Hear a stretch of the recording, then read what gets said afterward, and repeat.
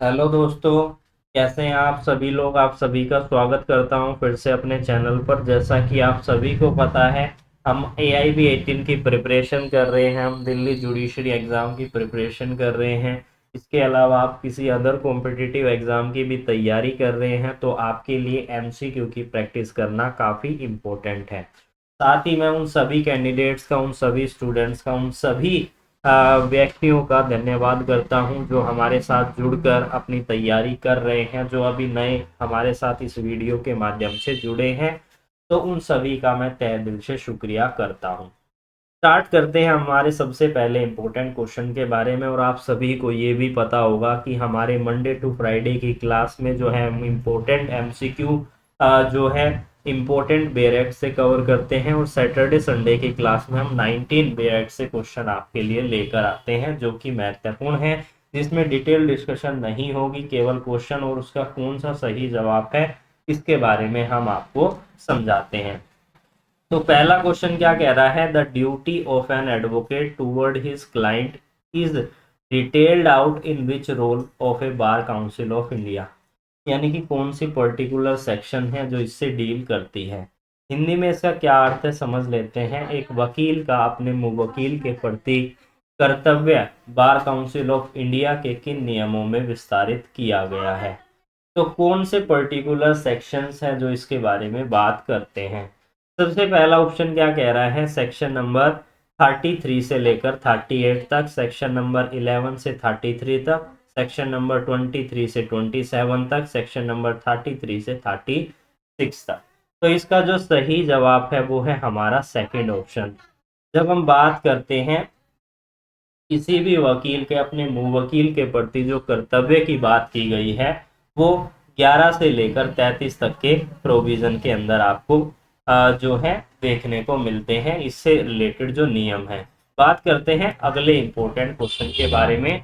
Which section under the advocate act 1961 deal with the disqualification as to the enrolment. यानी कि जब भी किसी वकील को नियुक्त किया जाता है तो उसकी डिस्क्वालिफिकेशन के संबंध में प्रोविजन हमें कौन से सेक्शन में देखने को मिलता है। Section number 25 capital A, section number 26 capital A, section number 27 capital A और section number 24 capital A. Hindi में इसका क्या अर्थ है, अधिवक्ता अधिनियम 1961 के तहत कौन सी धारा नामांकन के संबंध में अयोग्यता से संबंधित है।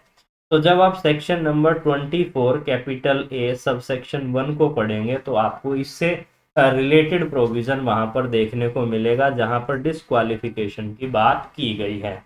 बात करते हैं अगले इंपॉर्टेंट क्वेश्चन के बारे में जो कि हमारा CPC से है।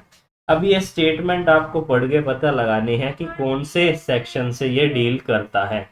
Existence of a two suit by the party litigated under the same title same previously instituted which is pending. Important term है pending.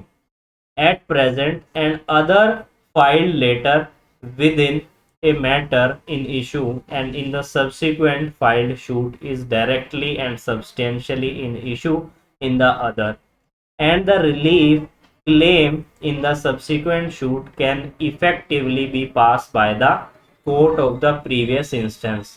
Which section of the CPC decide the fate of the subsequently filed shoot and it's proceeding. यानी कि बाद में shoot file किया जाता है, same matter पर है, सेम सब्जेक्ट इन मैटर है, सेम इन इशू है, लेकिन प्रीवियस शूट अभी भी पेंडिंग है। तो कौन सा पर्टिकुलर सेक्शन है, पहला ऑप्शन है 11, सेकंड ऑप्शन है 9, थर्ड ऑप्शन है सेक्शन 10 और फोर्थ ऑप्शन है सेक्शन नंबर 12।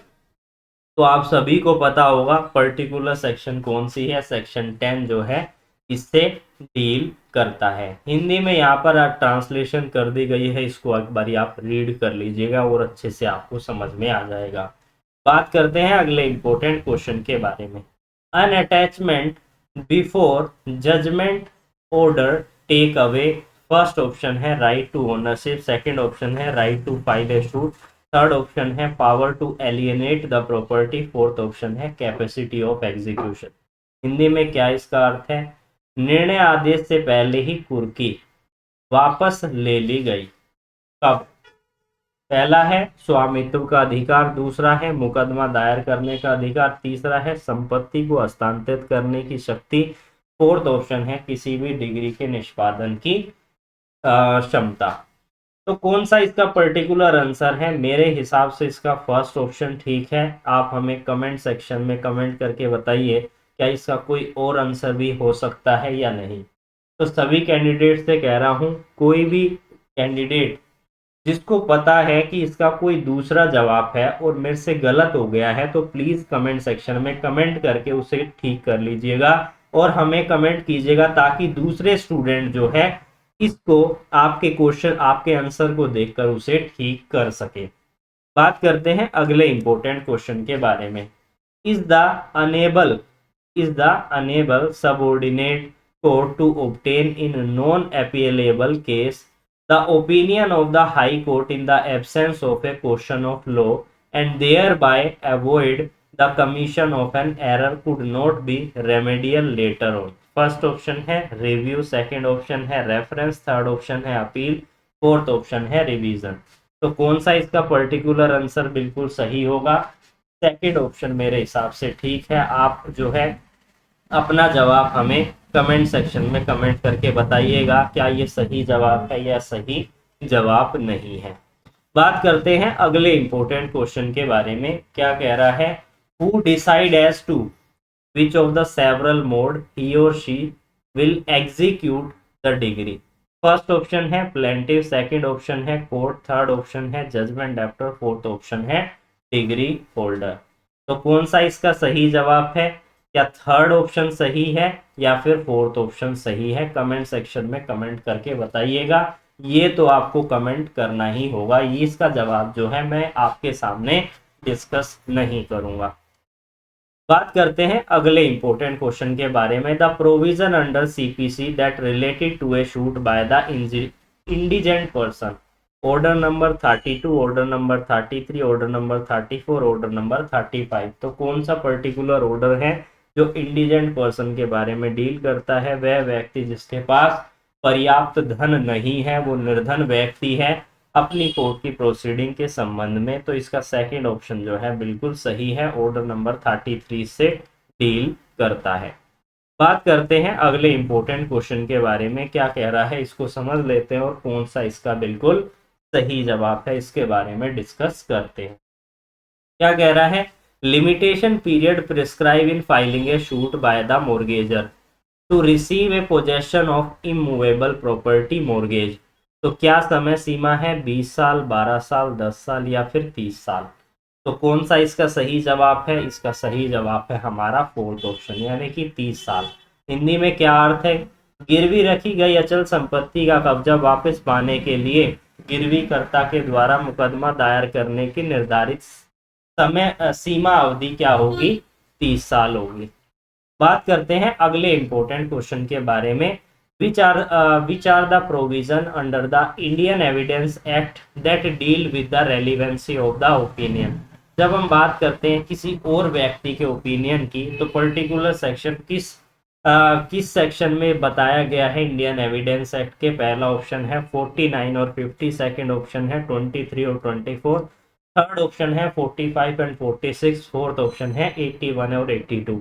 जब हम 45 को पढ़ते हैं वहां पर हमें देखने को मिलता है एक्सपर्ट के ओपिनियन की रेलिवेंसी के संबंध में। तो इसका जो थर्ड ऑप्शन है बिल्कुल सही है।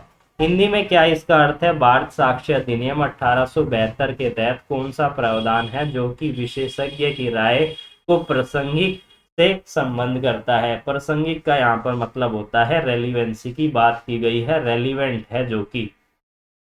बात करते हैं अगले इंपॉर्टेंट क्वेश्चन के बारे में। The content of a document may be proved either by, first option है प्रिलिमिनरी एविडेंस, वो primary evidence and secondary evidence, second option है direct evidence and circumstantial evidence, third option है प्राइमरी एविडेंस और documentary evidence, और fourth option है primary evidence और direct evidence. तो किसी भी डॉक्यूमेंट का कंटेंट या तो प्राइमरी एविडेंस के द्वारा या फिर सेकेंडरी एविडेंस के द्वारा प्रूव किया जा सकता है। दस्तावेजों की विशेष वस्तु को या तो साबित किया जा सकता है प्रथम साक्ष्य के द्वारा या फिर द्वितीय साक्ष्य के द्वारा इसे साबित किया जा सकता है। तो इसका कौन सा पर्टिकुलर सेक्शन बिल्कुल सही है? पहला ऑप्शन बिल्कुल सही है। बात करते हैं अगले क्वेश्चन के बारे में। Oral account of a content of a document give by some people who has himself scenes to, it is a direct evidence, circumstantial evidence, best evidence या फिर सेकेंडरी एविडेंस।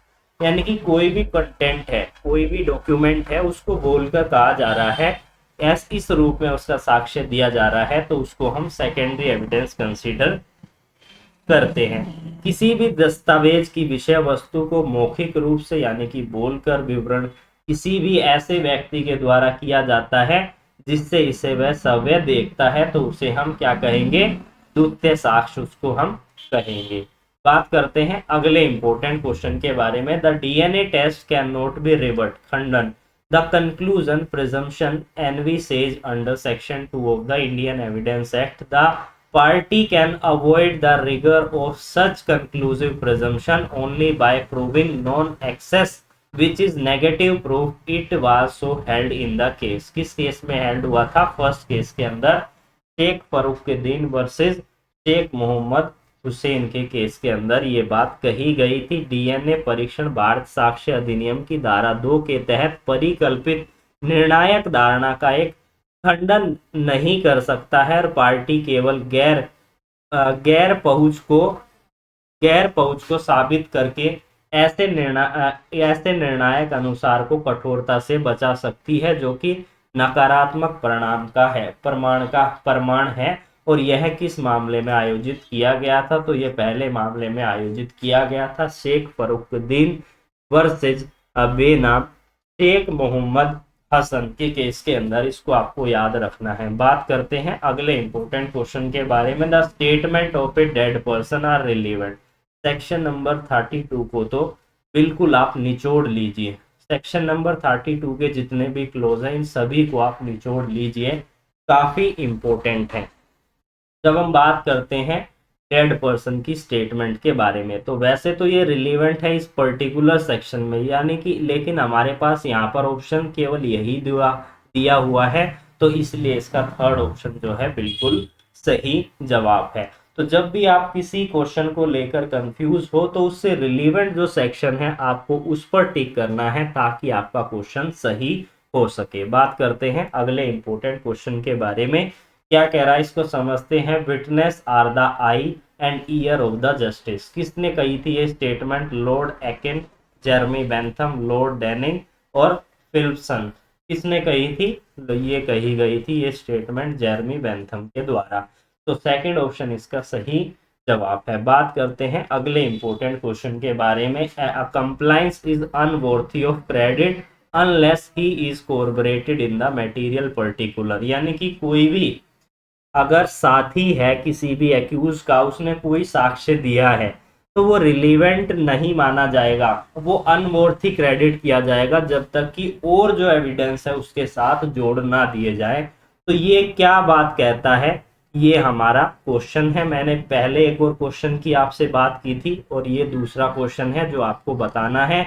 आप इसको इस तरीके से बताइए ताकि समझ में आ जाए मेरे को कि कंप्लायंस करके आप जो है आंसर लिख दीजिएगा कि presumption of fact, presumption of no, conclusive proof या फिर नॉन ऑफ द अबव, कौन सा इसका सही जवाब है। तो दो क्वेश्चन मैं आप सभी कैंडिडेट के लिए छोड़ रहा हूं, तो आप जो है कमेंट सेक्शन में कमेंट कीजिए और इम्पोर्टेंट क्वेश्चन है पूछ लिए जाते हैं। बात करते हैं अगले इम्पोर्टेंट क्वेश्चन के बारे में। Promoting amity between the different group on the ground of religious, race, place of birth, residence, language, etc. are doing act prejudice to maintain of harmony is an offense under which provision of the IPC? Section number 120 capital A, 120 capital B, 153 capital A और section 226। तो कौन सा 226, तो कौन सा इसका relevant section है जो इस बारे में बात करता है? तो इसका जो सही जवाब है वो है हमारा थर्ड ऑप्शन, यानी कि धर्म, जाति, जन्म स्थान, निवास, भाषा आदि के आधार पर विभिन्न समूहों के बीच में शत्रुता को बढ़ावा देने और सद्भाव बनाए रखने के लिए प्रतिकूल कार्य करना आईपीसी के किस प्रावधान के तहत एक अपराध के बारे में बात करता है। तो कौन सी सेक्शन है आपको पता चल गई है। बात करते हैं अगले इंपॉर्टेंट क्वेश्चन के बारे में। The gist of this offence is a meeting of mind. इस अपराध का सार मन का मिलना क्या है। कौन सी रिलीवेंट सेक्शन है। 120 कैपिटल ए, 133, 221 और 340।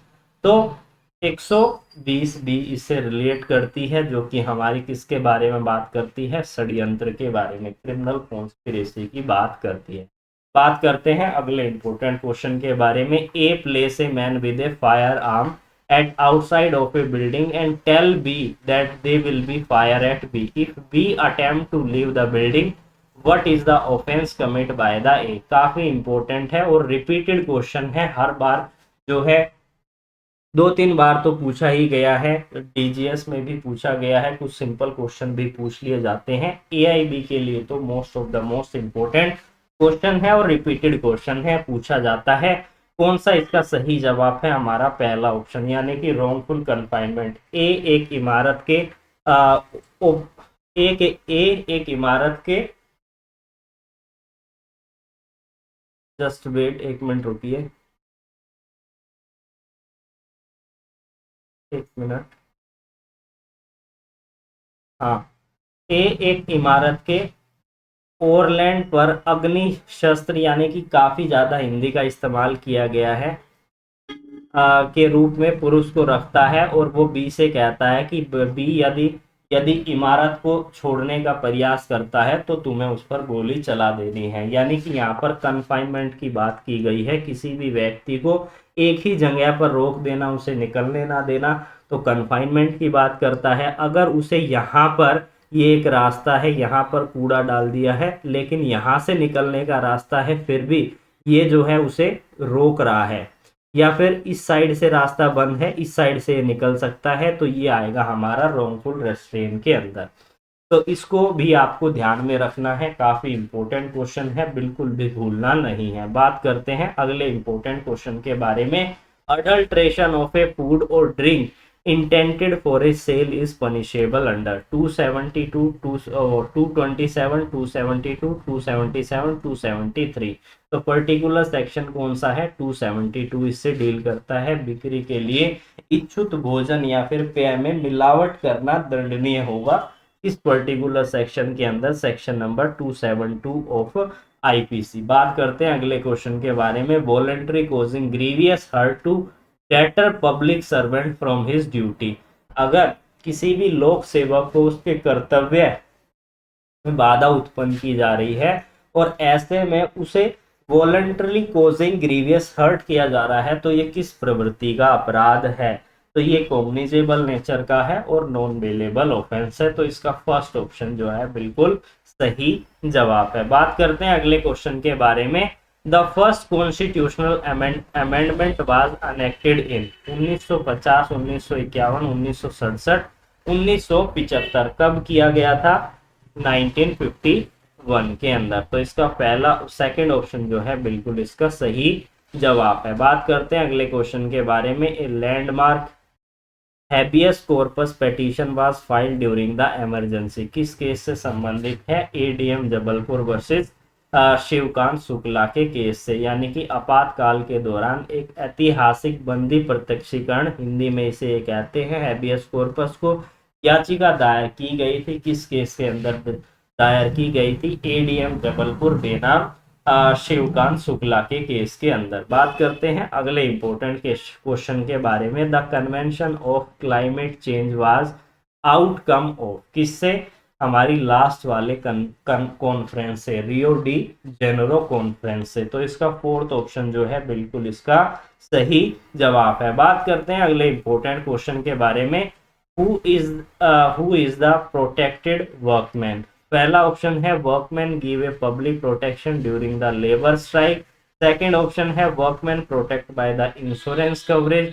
थर्ड ऑप्शन है वर्कमैन हु इज एग्जीक्यूटिव और officer bearing of a registered trade union in the establishment. और फोर्थ ऑप्शन है workman protect from being arrested by the court order.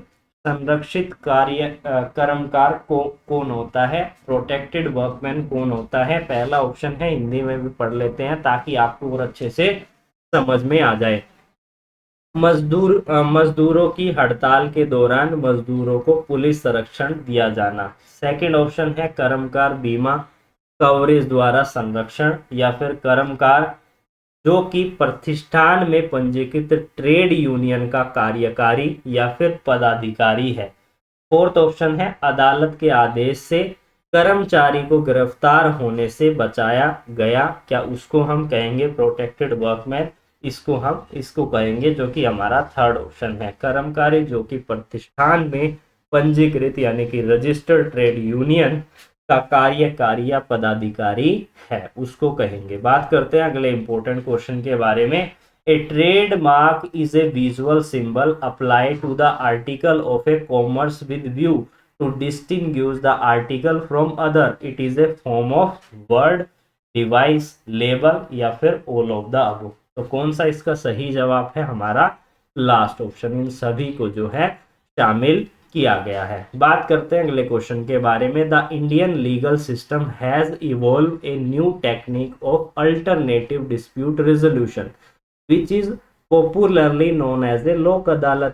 It owes its origin to the statutory recognition by passing। किस act के द्वारा ये कहा गया था कि जो लोक अदालत हमारी लगाई जाती है जिसमें कि मैटर्स को फास्टली जो है सेटल करने के पर्पस के लिए, तो कौन से एक्ट से ये हमारा पास किया गया था? तो सबसे इसका जो सही जवाब है वो है हमारा थर्ड ऑप्शन, यानी कि लीगल सर्विस अथॉरिटी एक्ट 1987 का।